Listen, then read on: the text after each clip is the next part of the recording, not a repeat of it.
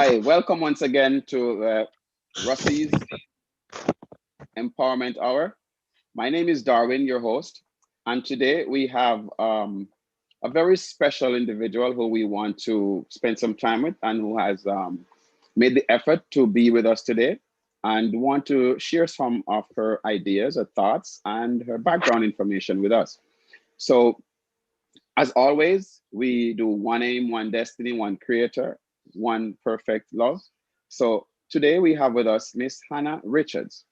And Hannah Richards, can you introduce yourself to the Ruseas Brosis family? Sure. Hi. Good night, everyone. As he mentioned, I'm Hannah Richards. I am a 19-year-old well-rounded individual who graduated Ruseas last year. I am currently a student at the University of the West Indies, Mona campus, where I am majoring in management studies and minoring in international relations. I'm a very outspoken person. I'm a lover of nature, books, reading, football, and that's about it. That's about it. Wonderful. And by the way you speak, it sounds, like you love to read a lot. Yes, I do. I definitely do. Reading is an escape for me. It has opened a world of opportunities. By gaining knowledge and being able to share that knowledge is more than enough. So definitely. Okay, very well said. Welcome to the Ruseas Brosis family again. And I want to say, you mentioned that you're 19 years of age now, but let's take you back to where it all started. This humble baby of Hannah. Let's talk about that. Talk about that a little bit on the way up to primary school, and then we take it from there. In my earlier years, I was very much a tomboy. I used to always get bashing from my mom about being where the boys are, not doing any of the girly stuff. I didn't want to play with dolls. I did not, I hated when my hair was combed. I was always outside, shirtless, barefooted, behind the boys playing football. It has been like that up until primary school. I attended the Ottawa Basic School and transitioned into Lucy Primary at the age of 6. Now, going into Lucy Primary, nothing changed, to be completely honest. I was still a tomboy. I was still outside playing. One of the highlights of primary school that I can remember and I absolutely adore was every Friday. Every Friday, I know a lot of you may agree. Every Friday when we used to get Nutribun and milk. And I remember saving up my $20 because remember when I used to get the $20, I used to get a bag of Nutribun and a bag of milk. And it was a Yes. highlight for me in primary school. In primary school, I got the opportunity to venture into different aspects, venture into different areas that really helped with my development. One of those Yes. areas was spelling bee, and as much as I would like to take credit for it, I cannot because from an earlier age, growing up with my grandparents, they're always big on discipline and always big on academics and education. I remember having to learn a different word every single day. And at the end of each week, I had to tell them all the words that I learned, the meaning of the words, and use it in a sentence. And trust me, Wow. if that was not done, the quote that you would hear was, "Mine make water walk a pumpkin belly." And as much as until this day, I don't know what it means. Wow. I don't need to know the meaning behind that. As long as I heard it, I Okay. knew that something was coming next. Yes. Yes. So majority of that came from everything that my grandparents instilled at a tender age. Spelling bee for me was really a highlight, one of the highlights of primary school. And also, being in an environment where you were able to venture into different cultural activities such as JCDC and dance festivals and being able to nurture different talents that you did not know about without being judged. That was definitely a highlight for me in primary school. Awesome. Very good. And I believe you were successful at the spelling bee. You didn't become a champion, but just to be a part of it, you're already a champion. Just to be a part of it, just to get over the nerves and just to put my fear aside and actually do what I had to do. Yes, yes. It And was yet, I remember while we were having a conversation, you mentioned that growing up, you were not a very confident person. You were a little bit on the shy side.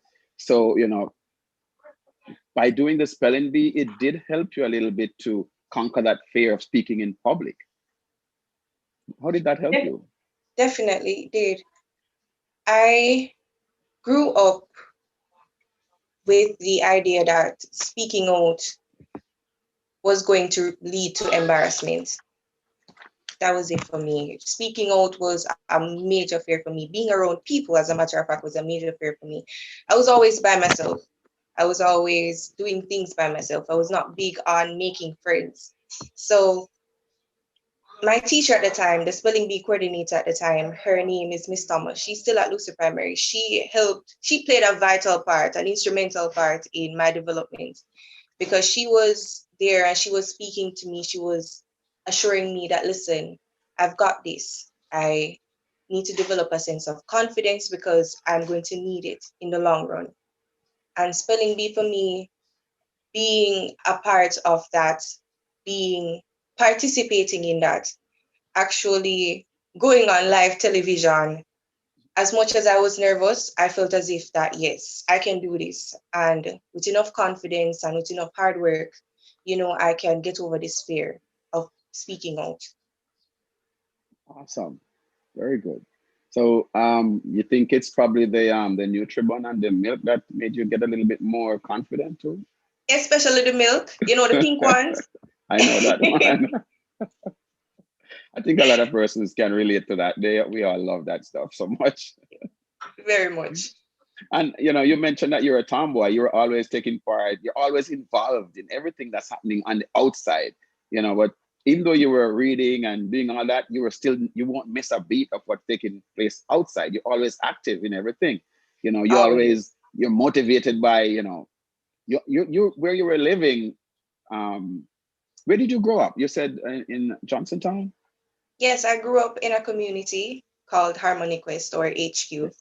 Yes. I grew there for all of my life, all 19 years. Awesome.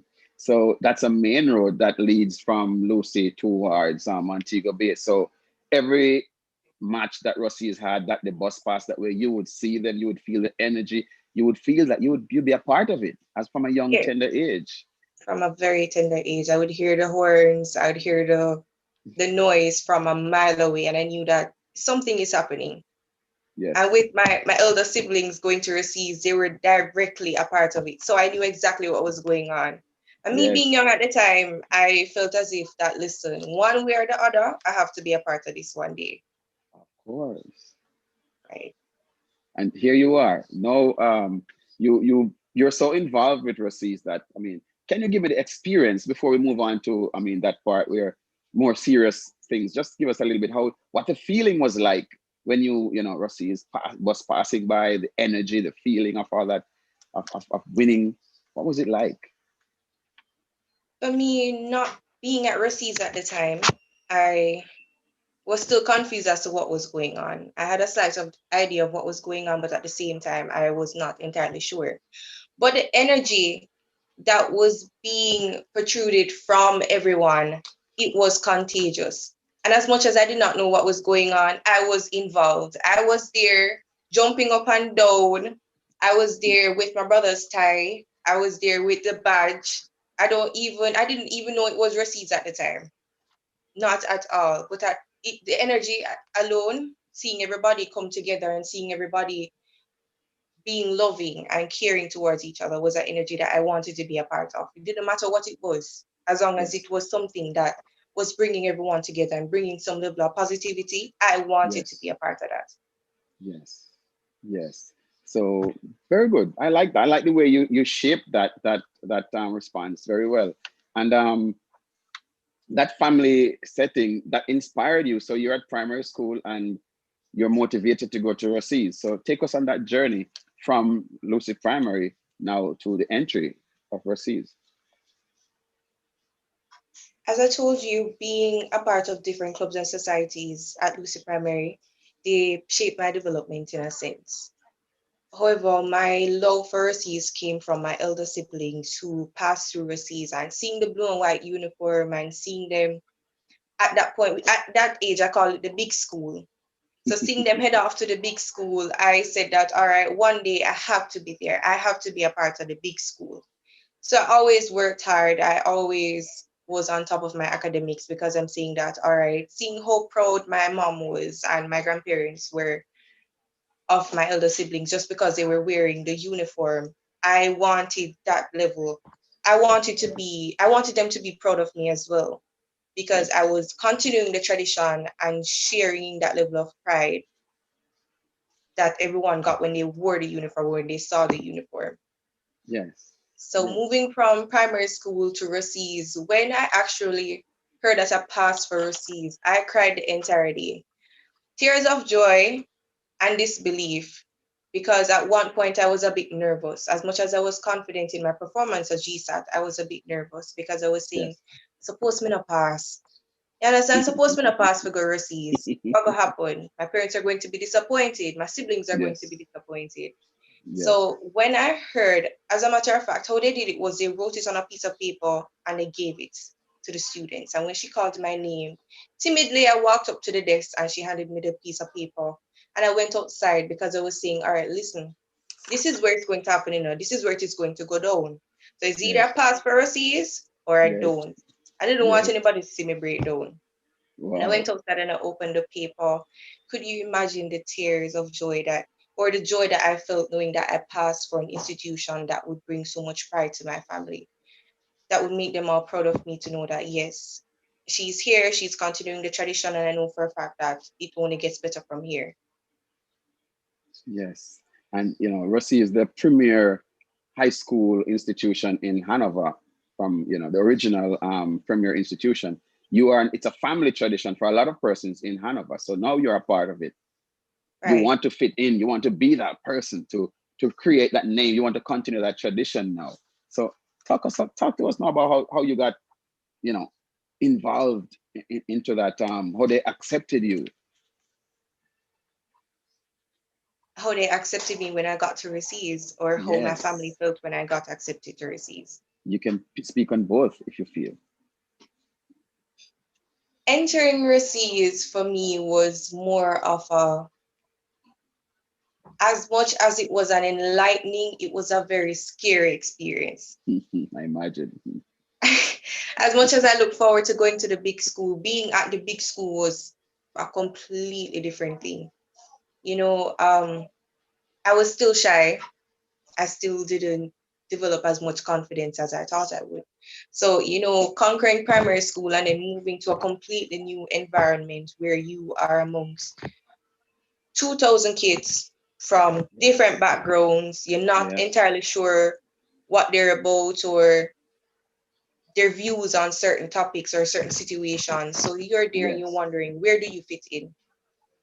And for some time, I had trouble fitting in until one morning in devotion, I saw members of the Ruseas Cadet Unit, and they came up and they presented in their pretty uniform, the pretty boot, the Yes. Shine headdress, boot. the Oh shine yes. boot, where you can see from way at the back of the devotion. And Yes. that caught my eye because I was saying that, all right, if I don't fit in anywhere else, I'm definitely going to fit in here. I was not entirely sure what the unit was about. I was not entirely Yes. sure what I was getting myself into. But what caught my ear was when I heard something about weapons training. Now, as I Yes. was discussing with you, as a 12, 13-year old, as soon as I hear about weapons training, or as soon as I hear about being able to fire a weapon legally at such a tender age, you get excited. You don't really care about Yes. nothing else. That Yes. was it for me, walking in blindly into the unit, not knowing exactly what I was getting myself into. And trust me, that in itself was an experience for me. But the unit became my family, and that was how I fit in at Yes. Ruseas. That was how I accepted that, yes, this is where I belong, and this is how I'm going to put myself out there, and this is how I'm going to be involved in school. not only academically, but cadet-wise, discipline-wise, because as much as it limited what I could do in a sense, at the same time, it Yes, opened a vast amount of opportunities. absolutely. So you had that there was something that changed you because you, even though you wanted to be a part of the cadet, you want to be involved, you still were a little on the shy side. You still haven't had not developed that confidence that you wanted to, that you know you had inside of you. Right. I remember one experience. I remember one experience that I had when I was in seventh grade that definitely opened my eyes as to who I was and what I could achieve. I remember having a discussion with a teacher. What had happened was she came into the classroom and she put the work on the board without explaining what exactly we were supposed to do. Just Yes. transitioning into the institution, we had difficulties as to what exactly we were supposed to do. At the end of the class, she asked for the work, and we as students were there, we were complaining because none of us had gotten the work done. And I remember standing up, being as shy as I was, as timid as I was, as small as I stood up and I said that, Miss, on behalf of the class, I believe that what you're doing is unfair. As a teacher, you have a responsibility to teach, and as students, we have a responsibility to learn.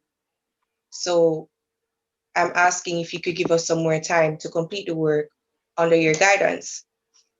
No, I got sent to the office for that. I got sent to the office for that. I remember sitting down in the office waiting on Mr. Green to address the situation. And when I told him what had happened and what I said, he let me off because he was saying all I was doing was explaining and speaking on behalf of my classmates. Wow. Now heading back to the class, I relayed to my classmates what happened. And since then I had been branded as a village lawyer. So Wow. That was at seventh grade, first form. seventh grade, yes. From a person who was not as confident that they wanted to be. Now you're in high school. They felt your presence. You are now a village lawyer. Right. A village lawyer. Wow. Wow. Wow. That's a big step. That's a bold move for you. So what happened after that? Did you have any other conversation with the teacher about that? No, after that, everything was smooth sailing. She came and she explained what we were supposed to do beforehand, and everything else after that was good. However, I was branded as being a troublemaker because I was outspoken and I addressed issues as they were, but in a respectful manner. But as Yes. you know, when you're outspoken, you're branded as giving a lot of trouble or mischievous. Yes, yes, absolutely. I want to check with the chat right now just to see, because I think you have some of your probably friends and family who you might want to know that they're part of, they're watching a little bit. So I'll just Right. run down with the list of all the ones who have checked in already. There is Tijana Taylor and Delray Lewis, Antoinette Beck, K Cat.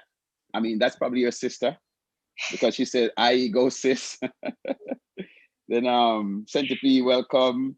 Um, let's see who's here. Troy Malcolm is here. Dion DB. On behalf of the Ruseas Brosis, this is what Troy is saying. We want to welcome one of our young and brightest member of Brosis, Miss Hannah Richards. It's a blessing to have you on board. Welcome. That's the president saying that to you. Thank you. I really appreciate the warm welcome and the support. Of course. German says, German says up move. Um, Del Rey said, yes, you were her sergeant in the cadet. And there is also Rashid Taylor and this is Pajay Grant, Jody, Jody and Robinson, and Masonia Ferguson. Mr. Connell just checking in. So you have quite a following already. You are developing quite a following already. And for a village lawyer, I think that's probably a very good title to have. I believe so. I believe Yeah. So so. yeah, so now, let's talk about your involvement in Ruseas at that tender age. What were you want to talk about your involvement in that up until, because you're a former head girl. So let's talk about your involvement in Ruseas up until you becoming a head girl. My involvement in Ruseas was centralized around cadets, and Yes. with cadets, I was able to reach out to a lot of students. I was always at the forefront of helping. I always wanted to help and speak on behalf of students because what I had seen or what I had observed was that a lot of students were being placed in positions. A lot of students were actually attending the institution and undercover they were not necessarily students, but more of or more say victims of whatever they were going through at home. And it protruded in their behavior. And these students are oftentimes seen as being troublemakers. They're seen as being the worst of the worst and branded as being the worst of the worst. And for me, that was not it. That was definitely not it for me. So my involvement was really based on helping students, whether it be academically, helping students by just sitting and listening to what they have to say, even if it's not the case where they want to talk about what's going on at home, but they just want to speak. So I was always there listening and trying to give a helping hand. And that was where my involvement in Ruseas really started. Wow. So you are at that stage, you already inject yourself as to become a representative of the students because you wanted to. You're How old are you again? 19, You're 19 now, and you were 19 talking now. about at that time you were what, I was 15. around 14, 15. Imagine you are 14-year-old thinking as an adult at that time to want to represent the children. You were thinking way ahead of your time that children just wanted to be listened to. And you took on this role and you were in a more leadership role now because you were also a cadet. So Right. you had more opportunities to be in conversations with more, the teachers, the principal. And who was the principal at that time while you were there? Mr. Lindburn Wright. And can you talk of any involvement or any conversation that you can recall with the principal? My first encounter with Mr. Wright was, I remember I was in 11th grade and it was a similar situation to what had happened in grade 7. A teacher Yes. came to class, and as you know, at that time, it's whatever we learn is critical because exams are right around the corner. Now she came into the classroom and she was supposed to explain what we were supposed to do in regards to the SBA.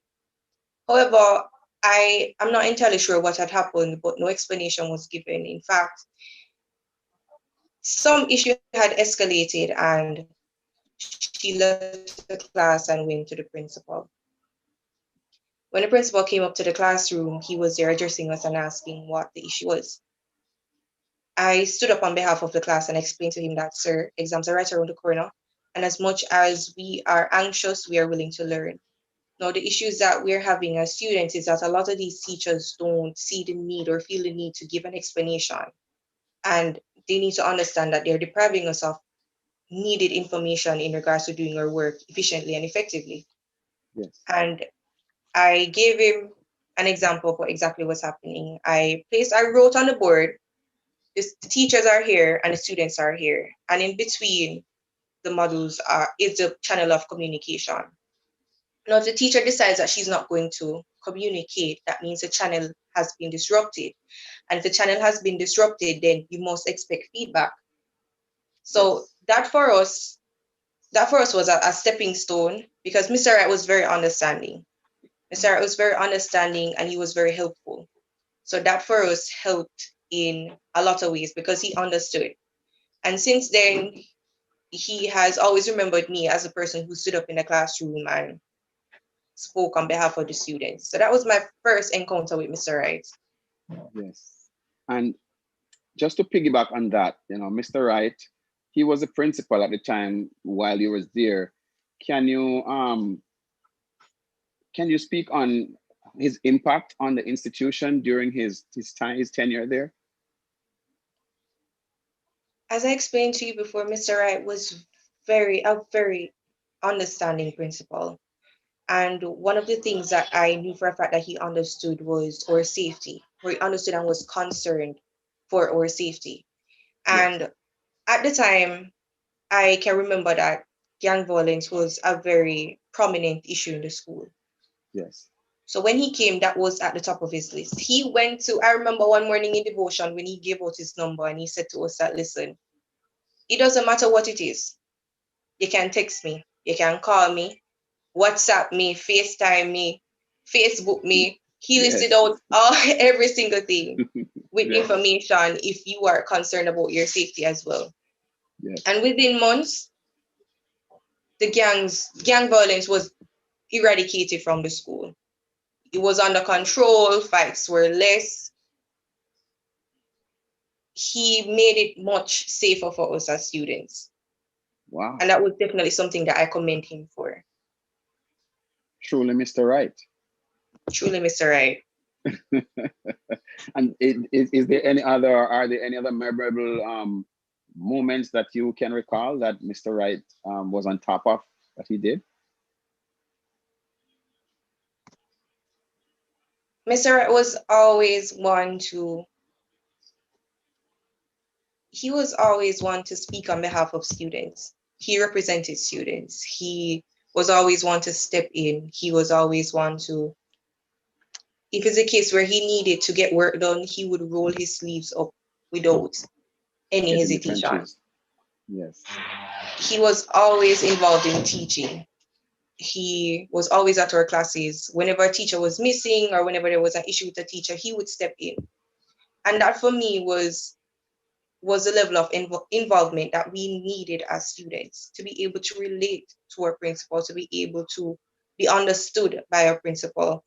And Yes. that happened throughout the entirety of his tenure. So that for me was a memorable moment. Seeing him in classroom, seeing him teach, seeing him roll his sleeves up and help students to understand what's going on, whether academically or just to speak on them on social issues or issues that are affecting them was Yes. memorable for me. Yes. So Mr. Right now, as a pivotal figure at the school, he's so humble that he's a part of this.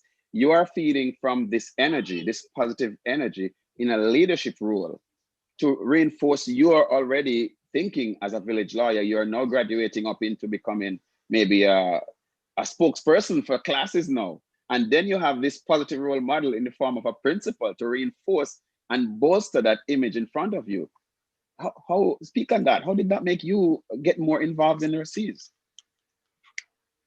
Having a principal who was very much supportive of the students pushed my involvement to the sense where I knew for a fact that I could get things done Yes. without without worrying about any obstacles, without worrying about any hindrance that could possibly be there because Mr. Wright was all about helping students. As I said, Yes. my involvement was Wow. definitely supported.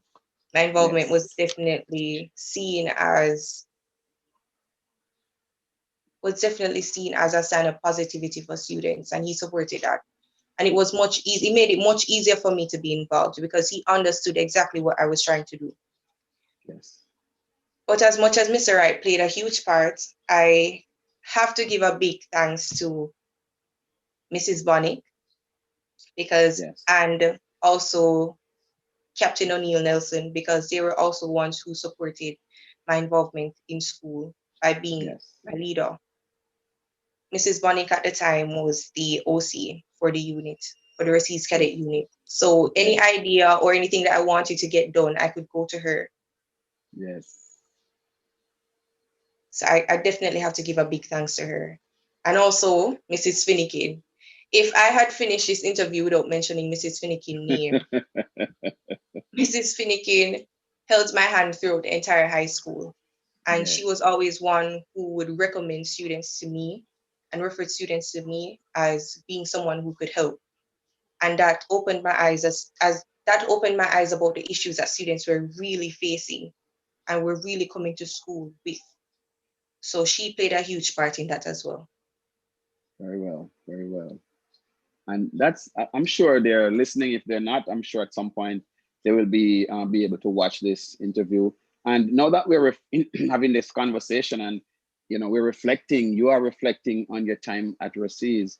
Um, can you recall any main highlights or achievements that you want to speak on that you're actually proud of? One of my biggest achievements I could definitely say was becoming the head girl of the institution, because that was not expected at all. I was more on the side of speaking on behalf of students. So, that would be in a position of being the student council, of being a Yes, part of the student council.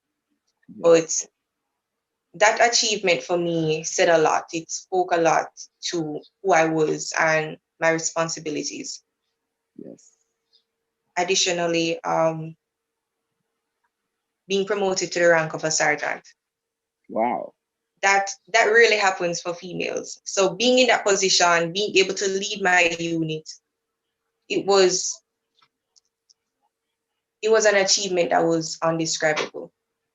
wow, wow. And speaking of those achievements, are there any other opportunities that you, or challenges, that any key challenges or opportunities that you may, now that you're reflecting on it, that you might have missed? You wished you could have done more. Do you ever get that reflection?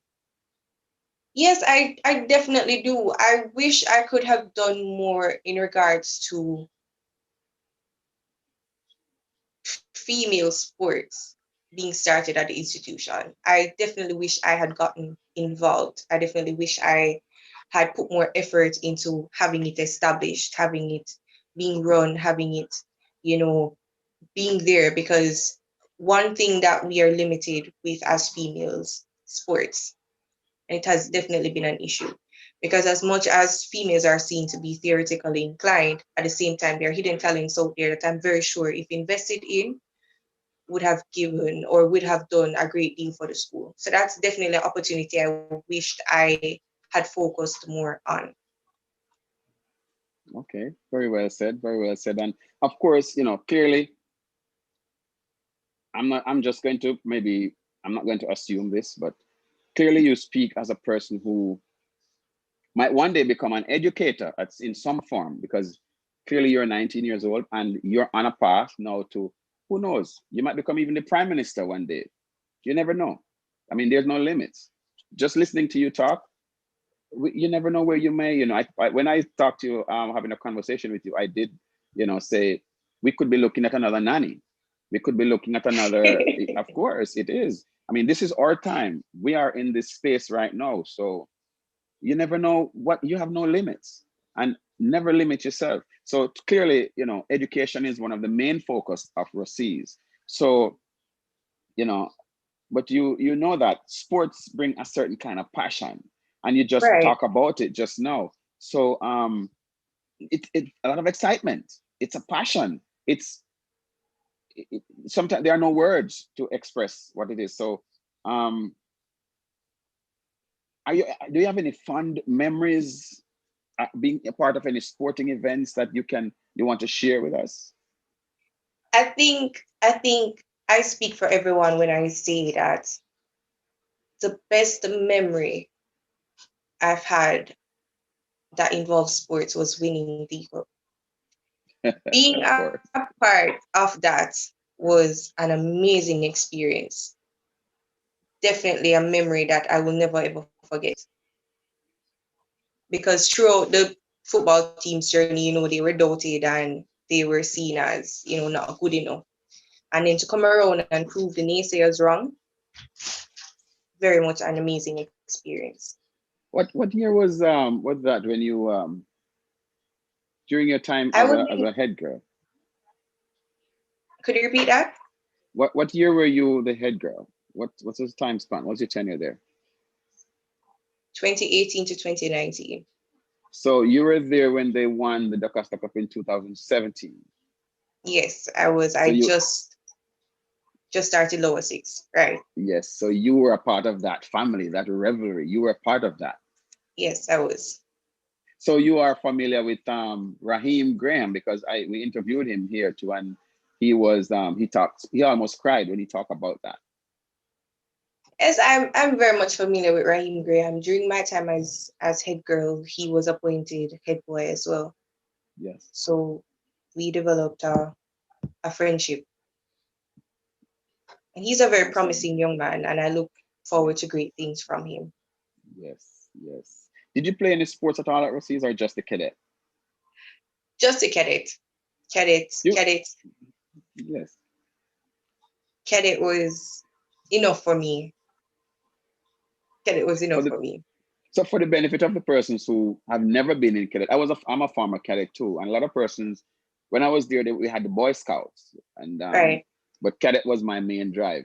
So can you, for the benefit of the persons who may have never had a chance of becoming a cadet, male or female, can you speak of what it's like to be in a cadet? What have you learned from it? How can it shape you to for a better future? How can it make you be a better person?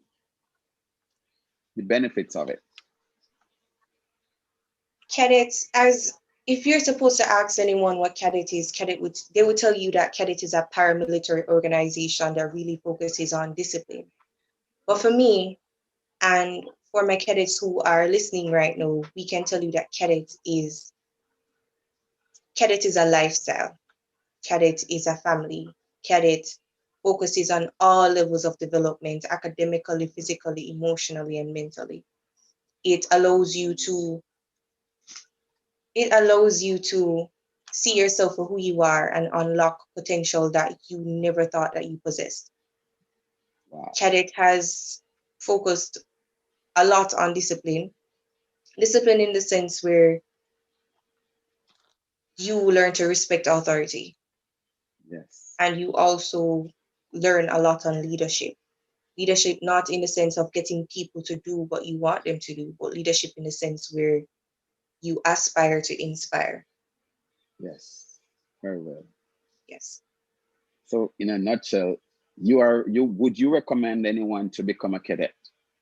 Yes, I would. Definitely. Definitely. Definitely. Without a doubt. Awesome. Spoken like a true general, a true sergeant. Ladies and gentlemen, we have here Hannah Richards, former head girl of Ruseas. So, during this 2018, 2019, did very well. Now she's growing up to becoming, as I said before, I hope one day you become the prime minister or even better. All right. So I don't know how you take that, but I will keep saying it because I have this thing where I say, speak it into being, speak, and it manifests and become flesh. And becoming a prime minister might just be, something minor for you, but you might become better than that because we believe in you, Hannah. We know you can do it, Thank you. of course. Now, I want to ask you this. Ruseas is a, how would you characterize Ruseas as a, I want to make sure I put it the best way I can. So, how would you characterize the importance of Ruseas to the parish of Hanover?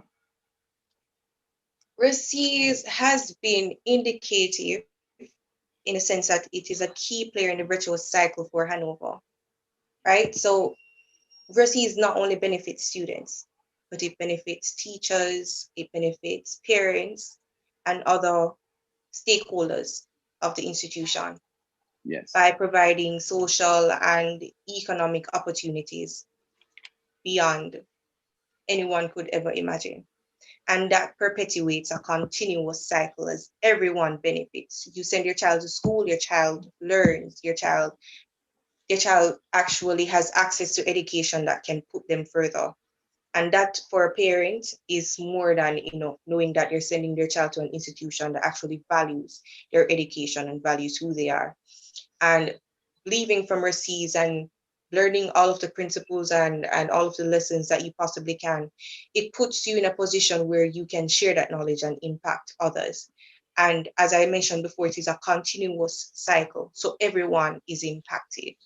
So I believe that not only overseas not only brings us together as a family, but it also helps in different ways, not only for the students, but for the parents, the teachers, and other stakeholders. Awesome. Very good. So while you were at Ruseas, you were so involved, excuse me a second, you were so involved with Ruseas that you started a foundation of your own. Right, right. In Upper Six, while I was head girl, I started the Girls with a Purpose mentorship program. I could not have done that on my own, however. I had a lot of mentors who were there and they were very much supportive and they understood why. My inspiration behind starting the program was that whenever I spoke to a strong woman, her story would always entail some level of abuse, whether it be physical, sexual, mental, emotional, neglect. It doesn't matter what it was, it entailed abuse. And for me, at that point in time, I am saying at that age, they didn't need to be strong, they needed to be safe. And that for me motivated or pushed me to start the program because I wanted to stop the cycle. In order to be strong, you don't need to undergo some level of abuse that scars you for life. Yes. So, Girls with a Purpose was started as a means of targeting females who were deemed as troubled or mischievous and helping them academically and with personal development. So, what we would do, we would gather our sixth formers and we would use them as mentors because they would already possess knowledge in the subjects that we were trying to help with.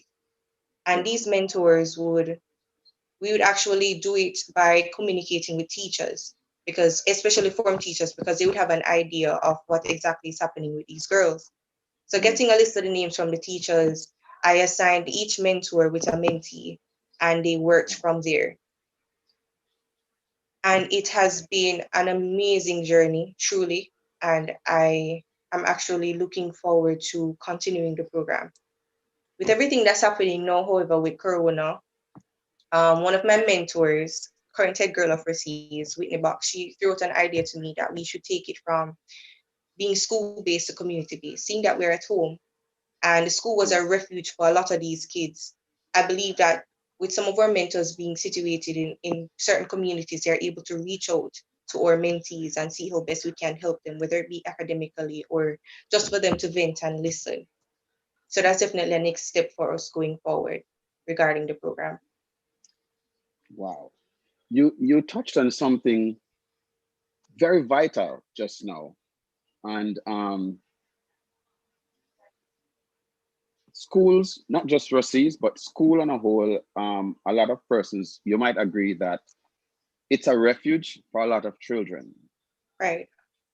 So you have started this foundation. How can you benefit these children who, they had this home as the school as a refuge. Now they're home. I mean, how is that going to help them? I know for a fact that statistics show that abuse has significantly increased since COVID has introduced itself. Wow. And what we're trying to do at the program, what we're trying to do as mentors, we're trying to see how best we can reach out to persons and get them to speak. Because at the same Yes. time, we have to keep in mind that we are not in a position to help in the sense of being involved physically, but we are in a Yes. position to get help. So Yes. we try our best to communicate with our mentees, get them to speak to us. And if we encounter issues that are beyond our control, we report it with their consent, whether or not they give us their consent, as long as we see that it is threatening their lives, it is something that needs to be addressed, we are going to get help from the necessary authorities. Not only that, but if it's the case where they are in need of academic assistance, we let them know that we are a phone call away and we have no issue sitting down and helping them. Because there's so much that we can do and know more. But at the same Yes. time, it's not the case we're going to use this as a hindrance for us not to help any at all. So we're going to help Yes. in any way we possibly can. Very well. Very well. And at the same time, you are also imploring the parents to also assist, especially in this time, the children they really need, Right. because you touched on, I was heading to that direction and I'm just going to have to just go there. Um, the coronavirus or the COVID pandemic has forced a transition right now, on institutions. What are your thoughts on that? How do you see it impacting on the learning abilities of children? I think the issue with persons before, or persons who have been looking at the situation, is that we have not been looking at the situation as a collective unit. Because as you realize, students are faced with challenges because of the transition from traditional schooling to online schooling. But at the same Yes. time, not only the students, but teachers and parents are affected as well. So Yes. one of the biggest challenges that I've seen so far is that a lot of these students do not have the appropriate devices to access lessons to keep up with what's going on. And that's one of the biggest Yes. challenges that Corona has presented us with. Not only that, but I realize that not much effort is being placed into actually getting help for these students. And as I know that money is tight, don't get me wrong, I don't expect anybody to just get up and decide that, all right, listen, we're going to buy a lot of tablets and buy a lot of laptops, because that would Yes. require Yes. funding, that would Yes. require a lot of resources. Yes. At the same time, we can try. We can try. We can try. There are little, Exactly. there are stages though, because first, and this is where I see some challenges. The Wi-Fi access is one of them. Right, Some persons may not have that. Then this that you talk about the devices. Persons may not have a laptop or a tablet, and right. there's also the a couple of things. Books. You still need the textbooks to learn Definitely. from. So nobody can share a textbook with another child anymore because you have to be at home. And affordability, it comes up. So, and you are looking at all of this at the same time, and you're saying that we can try. We can try. We can try. We can definitely try. There are resources. It's just that we have to find ways to locate them. We have to find ways to spot them, and we have to find ways to see how best we can turn them into opportunities to help. Wow. You know, so you're thinking that these are some of the challenges. Are there any other challenges that you see that students and institutions face? Let's say there was no COVID, but it is here. But let's look like if there was no COVID, what other challenges the institutions and children would be facing? I definitely think one of the biggest challenges, and I speak from personal experience, I definitely think one of the biggest challenges that students face is definitely not being limited, being Yes. limited in the sense of not being provided with enough opportunities to explore their skills and their talents. I've spoken Yes. about this before, that a lot of these institutions are focused on subjects that are based on theory and not necessarily Okay. skill. And I Okay. believe a lot of these students feel a bit hindered in the sense where, or limited in the sense where they're not able to explore.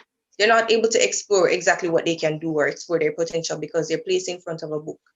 Now, not everyone learns the same way and not everyone learns at the same pace. And we all know that. Right.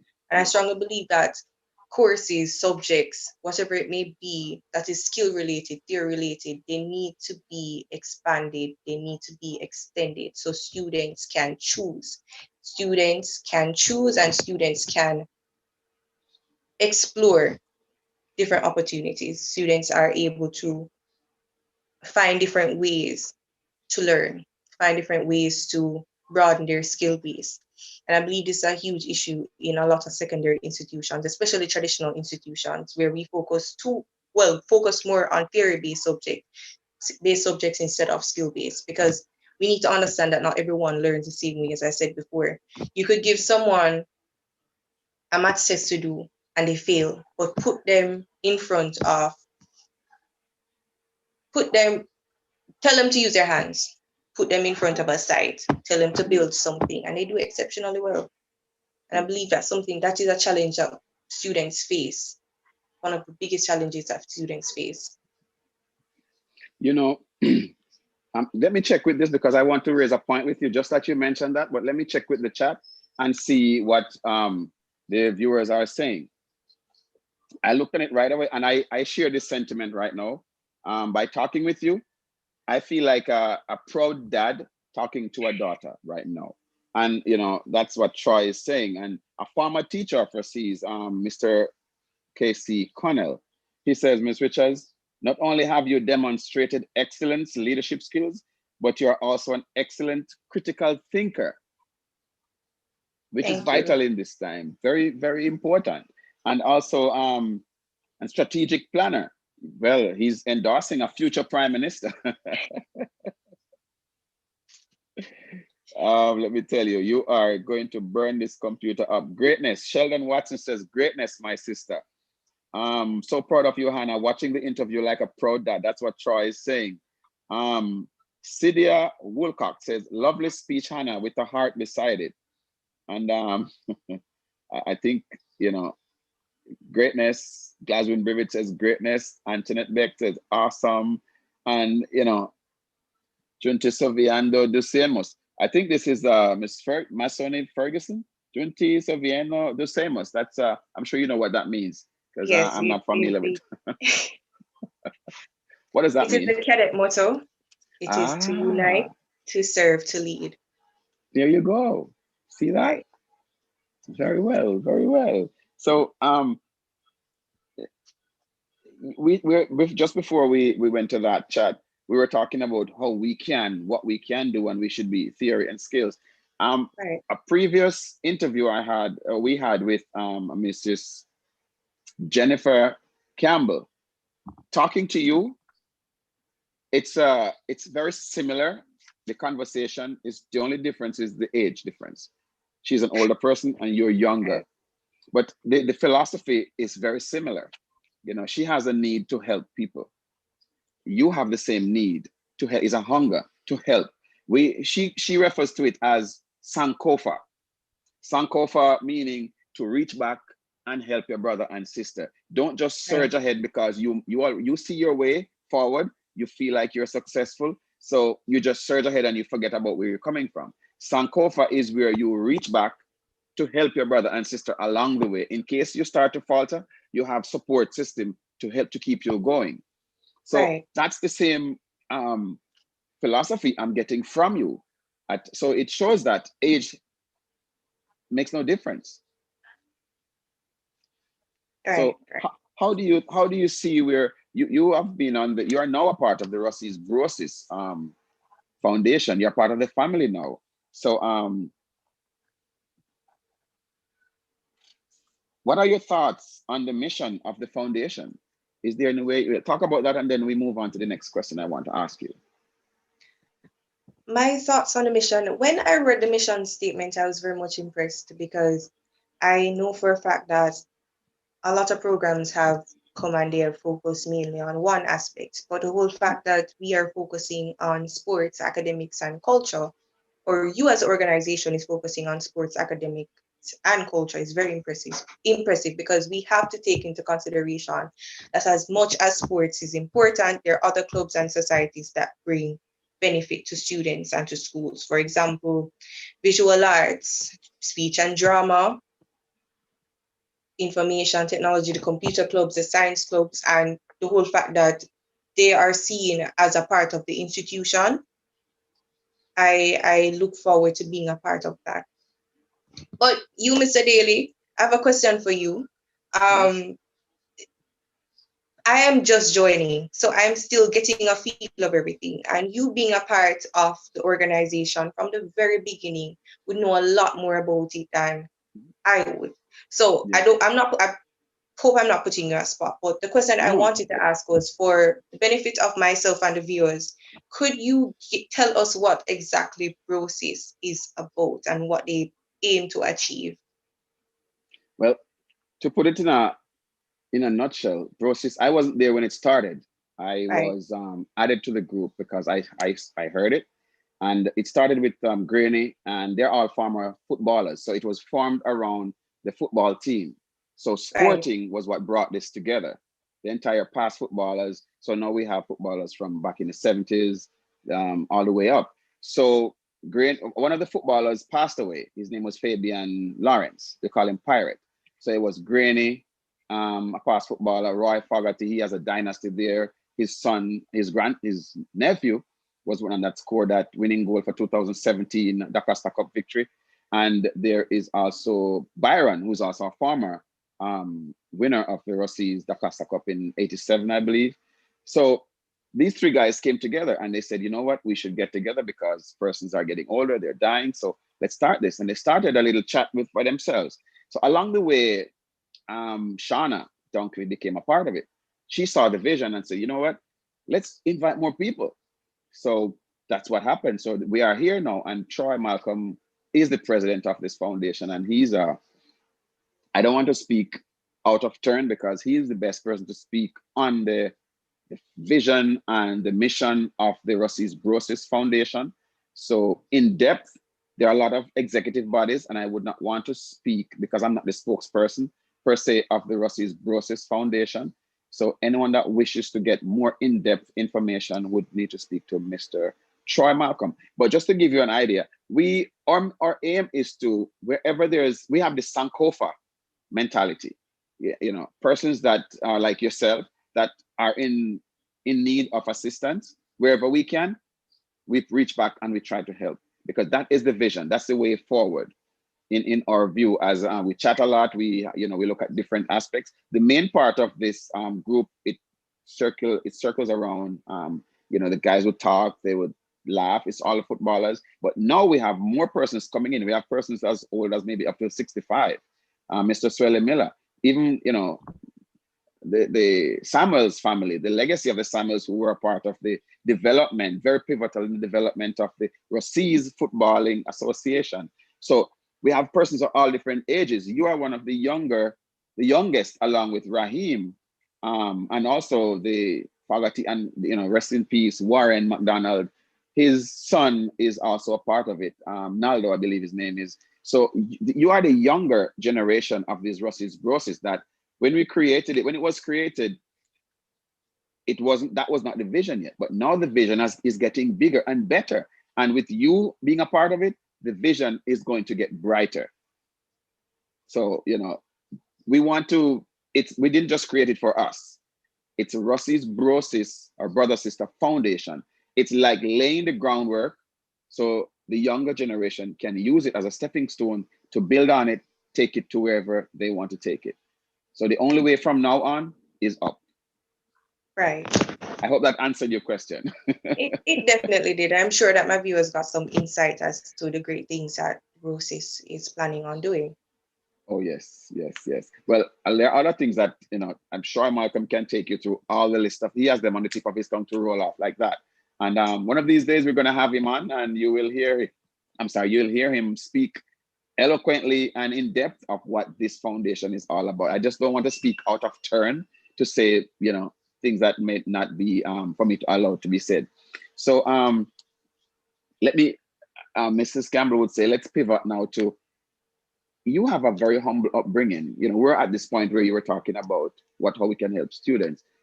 Right. Do you think your parents had a lot in molding you to the way you think, the way you shape your thoughts and the way you are now?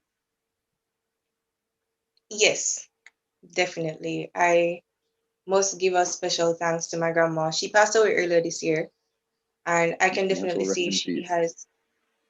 she has definitely left a legacy with me because she was a very strong woman. She was a very understanding and helpful woman. I remember being a child and seeing different persons coming in from the community at Christmas time to collect their boxes of cake and their ice cream. And she would give without hesitation. The kids, everyone around her was hers. She did not hesitate to help. And I can definitely say that has helped. And also my mom, Miss Natasha Swaby, she has played a very vital part in my development, especially when it comes down to helping out. Because during my years, as much as she would complain, she would always commend me for wanting to help. And she would always be there for problems that I can't do by myself or situations I can't handle on my own. Yes. So definitely.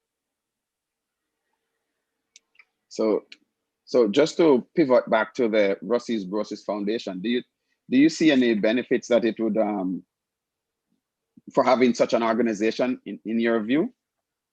Yes, there are a lot of benefits. There are a whole lot of benefits because during my years, I have encountered a lot of students who have had issues, whether it be financial, academic, or family issues, home issues. And with this foundation in place, with this foundation that is focused on helping students, that is focused on giving back and helping out, I definitely believe that a lot of these students who are placed in positions that they cannot help themselves now have a sense of hope, now have a sense of hope in regards to opportunities being presented. So it's no longer, oh, I'm here, I'm at my wit's end, and there's nothing else for me to do. But with this foundation in place, it kind of changes a lot of their perspectives or changes a lot Yes, of their outcomes because you guys are yes. here to help. That's what we are here for. We are past students. We are a family. And there's a four-letter word that that we use every single day with each other. Love, genuine Right. love. Genuine Chinny, love. one of the past footballer, Edward Campbell, that's his name. He was a drummer with the Boys Club. Very talented drummer with the Rhythm Kings band in Jamaica. So his word is, he always says this, love is the word, spread it. And we, as I said before, speak it into being. Nobody knows everything. We learn from each other. And if we have that mentality, you help me, I help you. So by saying that, you are now at the university, you're accepted in the University of the West Indies. Can you speak a little bit about that? How is it benefiting you? And what's your view on that? Before I speak on the benefits, my transition into university was a very shaky. It was a very troublesome one because Challenges, at there's the challenges time, always there. always there. At the time, I had financial challenges. I had no idea what was going to happen, how I was going to get to university. And luckily, there were persons who were there who definitely helped with that transition. Reverend Clark and the Lucy United Church, who have basically carried my finances on their back. The great ones, class of 88, Yes, Ransford, Camille, Mrs. Finnekin, and the others. They have helped the transition into university to be so easy. It has been so much easier and less challenging. yes, And the benefits that them providing me with the opportunity to further my education and to become a part of a community because UE, as much as UE is seen as an institution, it is also a community. So the yes, benefits that I've gained from being a part of that community is actually being able to be in an environment that is diverse. So I get to learn a yes, lot about persons who come from different places, persons who come from different backgrounds. I get to socialize with them. I get to learn about their culture. And that has opened my eyes as to how exactly I can get things done. Because being able to speak to these persons and being able to hear their ideas actually help to influence mine. So that's definitely a benefit that I've gotten from being at the university or being able to go to the university. wow. So I wanted to, you talk about the great ones. It's another group of individuals, and it's a class of 88, really, graduating class of 88, including myself. And there are quite a few other members who were a part of the group. Some have moved on, like Floyd Atkinson. Quite a few other guys were in the group, and you know they really are very passionate about when we heard about that situation, and they were so passionate. Person were talking about it like there were tears falling from their eyes because they were saying, "This is the former head girl you're talking about. There's no way you cannot help. She has to go to university. There's no way around it." So to have a family structure like that who is not blood related, you know, But it's who are powerful. very supportive. Exactly. And I am Listen, grateful is a complete understatement. I have to yes, ensure that before the program ends, I give a special thanks to them for everything that they've done and continue to do. Because as much as they helped me into university, they have not left my side since then. it's a Ruseas thing. It's a Ruseas thing, definitely. Once a Russian, always a Always Russian. a Russian. Yes. And Mr. Canute Connell said something. I want to check with the chat real quick because as we're wrapping up right now, and I know you're Right. busy, you probably have school tomorrow. I don't want to keep you up too late. He was talking about, he was agreeing with your point that you made earlier. There is nothing wrong with traditional careers. However, you are on point with that because less than 25% of students end up into traditional careers, and we need to build entrepreneur-friendly curriculum. And Exactly. yes, I definitely agree with him, especially when he spoke about entrepreneurial opportunities. The thing about yes, it is, what I believe should be done, or what I believe should be introduced to schools is a financial literacy program, a program where students yes, are taught how to handle their money from a very tender age. So when they leave school, we are at a place where we can help ourselves. So, yes, that students being able to handle their money, being taught about investments, being taught about debts, forex, being taught about saving, budgeting, everything that has to do with managing their finances while in school. It puts them in a yes, better position to not only create opportunities while in school, but to also alleviate the inaccessibility to whatever they want to do, whether it be to further their education by going to tertiary institutions or to start a business. They are in a yes, position to actually do it because they possess the knowledge to. And I believe that is yes. definitely something that we need to focus on going forward. Thank you for putting it so nicely. I'm going to say something again because he agreed with your point and you're agreeing with him. So that's great. Great minds think alike right there. And he's a former teacher and you're still a student. So just imagine you learn so much. Now, Carlene Stewart's a former Russian too. She says, Hannah, your drive, talent, and experience will lead you to a rewarding career where you can hone those wonderful skills. Good luck in your future endeavors. It's a bunch of Thank clap you. hands. Now, Kirkway Coburn says, I wish I could use an accent. Maybe he says, she speaks so eloquently. Um, Sheldon Watson says, continue to shine and make us proud. Knowledge conquers all. And you definitely know how to use that knowledge because you talk about teaching financial education early into school. So just be the prime Right. minister. I mean, just go for that. That's it. So, are there any thoughts that you want to share with us? I will leave you with the last word. All I have to say is for persons who are out there who believe that an obstacle is the end of the road, I need you to be reminded that in light of your adversity, you are able to do whatever you put your mind to, and nothing is impossible. The word says, I'm possible. You just need to remember that as long as you have life, anything is possible, and just be the best version of yourself. So the phrase that you use is, I'm possible. I am possible. I am possible. Wow. That's a great philosophy. That's great philosophy. Are there any of your friends that you might want to say hello to before we wrap up? I I'm sure have they're a lot. waiting. I definitely have a lot. I have to say, hi to Shalon Watson, Leonie Spence, Paji Grant, um, Masoni Ferguson. Hi, thank you for coming and supporting despite the distance. There are China so many Car. persons. I just want everybody else to know that I love you very, very much. Special thanks to Mrs. Finnekin.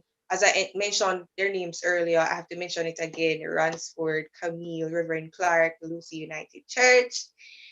My mom, my mom, my Yes, mom. yes, Thank you yes. so much for helping me and helping with my development. I really appreciate it. Wow. You know, I had a conversation with Mrs. Bonnick after I spoke to you, and I And, said to her that and remember Mrs. Bunny, because I can't take the cussing. Special big up to Mrs. Bunny for helping with my development as well.